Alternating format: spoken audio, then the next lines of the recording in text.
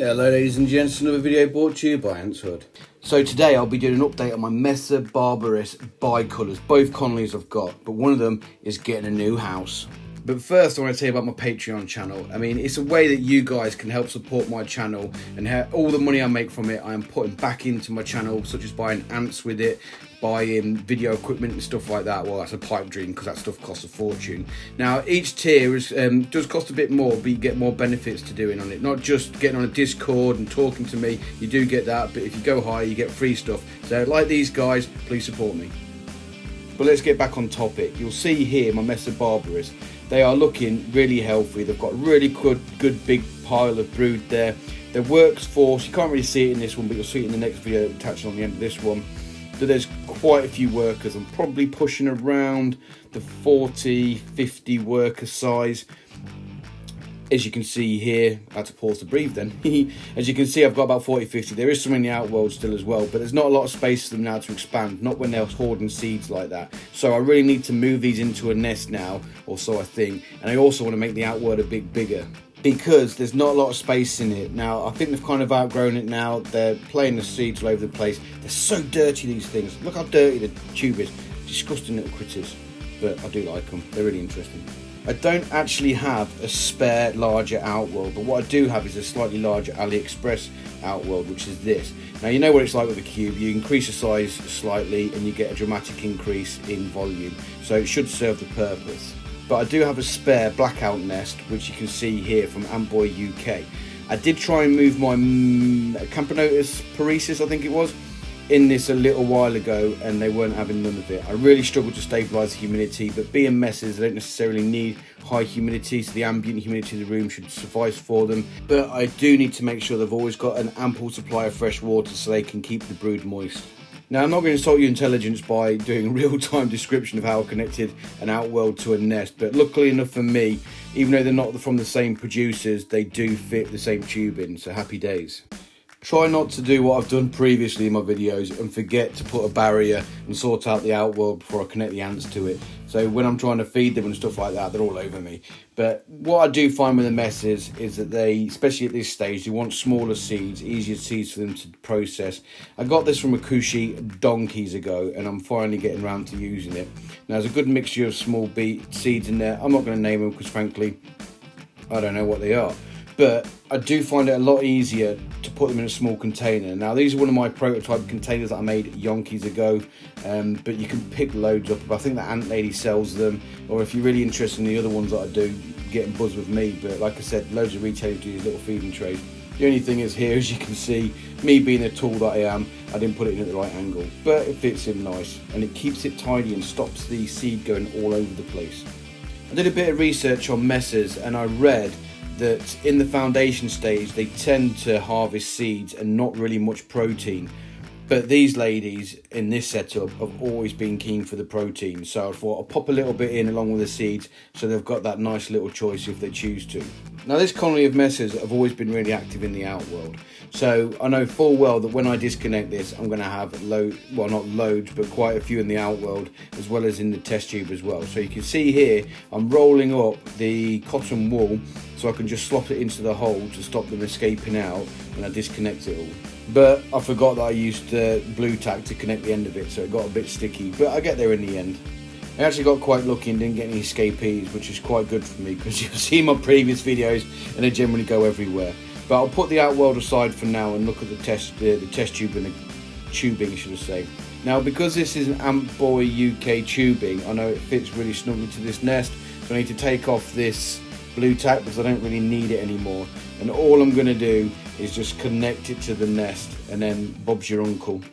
And to be honest, when it comes to doing stuff like this is one of the easiest ones I've done. It went in really easily. It's not too bad. But one thing I did notice about this this nest, should I say, is that it didn't have any method of taking the top off. So I think I'd get something like an Allen key or something. Yeah, an Allen key to take it off to make it easier. Would be nice to have a little sucker on it as well, but I think you can buy them, but I haven't got any. And a point of fact as well, this nest does actually come with a red filter as well, which slots into, but I can't find it for love nor money, and I've got no idea where I've put it. Yes, I know that Messors can see in the red filter as well, but it would have been nice to actually find it because I've lost it. I'm just a dumbass, it is what it is. But I digress. Now, this is a small outworld with very limited access, so if I want to get easy access to the ants that are in there, I think there's 4 or 5 in there if memory serves, I'm going to have to take out my liquid feeders and take over bits and bobs so I've got free access to them. And this feeding tray here is actually the finished product of what I did, and it's got Ant's hood on it, so I think it's pretty sweet. 3D printed of course, so it's cheap to produce. Now to move them, all you need to do is get a bit of cotton wool. Now I don't know what it is about cotton wool and ants, but if you dab them lightly, like you can see me doing here, a light little dab, they stick to it. And then you can just like shake them off into the outworld. And I don't know why. I'm not talking about squishing them, I'm just like lightly dab them, like lightly dab, see? And they stick to it. Every species of ants does this, and I've got no idea why. Maybe if some scientific geeky person knows out there, by all means let us know. But personally, I ain't got a Scooby-Doo. So, this footage was taken about 3-4 days ago maybe. So let's look to see how they're getting on now, shall we? So while I get the pokey thing to open up the cover to see if they've moved in yet, because I've not opened up the test tube yet because it's still covered. But as you can see, they've got an area for storage in the seeds and they've not really moved yet. But don't worry, in true Messor fashion, they've already turned a corner of it into their toilet. Those white streaks are like poop. They rub their arses against the screen like a dog poo scraping along the floor. So I decided to have a look at the test tube so you guys could see, and literally as soon as I did that, they started moving the nest. I didn't even catch the queen moving because she was like gone like a bat out of hell. Now I kind of wish I didn't do this in a time lapse now, because you've seen how quickly they've done it in a time lapse. In real time it was literally a couple of minutes and really interesting to watch. I've spoken to a few people about Messor moving, and sometimes it can be quite traumatic because they can just randomly kill the queen or do something ridiculous like that when they're starting to move. And it occurred to me on this nest has been attached for a couple of days now. They know the nest well enough now because they're using it to store their seeds. They know it's there. They're comfortable in that area. So as soon as I exposed them to light, it was like the move is on, and they wasted no time, as you can see from that time lapse, in moving the brood straight into the nest. And the queen was gone, like the click of your fingers. I didn't even catch her moving. As soon as I uncovered it, boom, she was off. And the reason why I kind of stumbled upon this was because, you know me, I don't force moves now unless I have to. So I generally keep test tubes covered and the nest covered so they can move of their own accord. But literally as soon as I expose them to light, they're off and they're moving. So I reckon it might be a smart tactic. It might be something I look forward to look into in the future if I decide to move Messors or any other ants for that matter, to see if that's a strategy that works better than just exposing the test tube and expecting to find the nest. My second Messor Barbarus colony is actually in the Wakushi Venus nest. I've actually done a review of this, check it out up in the top right corner now. And I checked on these a little while ago and I knew the water was low, so I already preempted a test tube from one of my spare Wakushi Venus nests so I could quickly swap it out, and like a ninja, check me out, I do it in the blink of an eye. I've used the cotton wool to block the end, got the other pre-prep test tube to stick it in there because the water is danger low. But apart from my super sneaky ninja skills of putting new test tubes in, as you look, there's a lot of mess in the bottom right corner there, and they're actually quite low on seeds as well. Now I know they need a bit of TLC, and I don't generally check these a lot either of my Messors because I know they store seeds, which is long lasting and doesn't go off like protein. So I generally don't check them as much as I do my other ants, to be honest. I've got two lone Messor queens at the same time, and the other colony, you've seen the size of them, but if you look here, the brood pile's really small. Now these never took much protein in the arts of cockroaches, they just use seeds all the time, and I think you can see that now with the development and growth and the difference between the two. Now it is really important when you're cleaning them out like I am, especially in a nest like this, that you put the black cover back on, because they really do go skitty. It was a way of calming them down because the queen would be running everywhere otherwise. Now I've wet the test tube, I've wet the cotton wool there just to make all the debris stick to it, but the cotton wool's a bit big, so I'm going to pull it in half and make it a bit smaller so I can get in this tight space. Now what you're going to see here is the exact thing that I raised when I reviewed this nest, is that you'll see that it's a tight space. Yes, I've not got a colony that can fill all the test tubes up yet, but it's not easy. They are quite active in the outworld currently, well, the outworld section of it too at the moment, but as a basic setup, this is the issues that I raised when I reviewed it. Do I think it's a bad product? No, I don't. I actually quite like the Venus nest, to be honest. It's simplistic, it's easy, but it's got its limitations, and the limitations is what I'm talking about now. Cleaning it out is quite a pain in the bum. I do struggle. I can't clean them all out because they're so busy in the out world, but like I said, it's got its limitations, but it is still a good nest. But what Kushi will tell you is I've got 4 of them.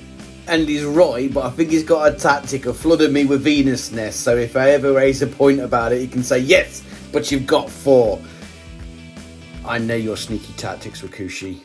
I'm on to you.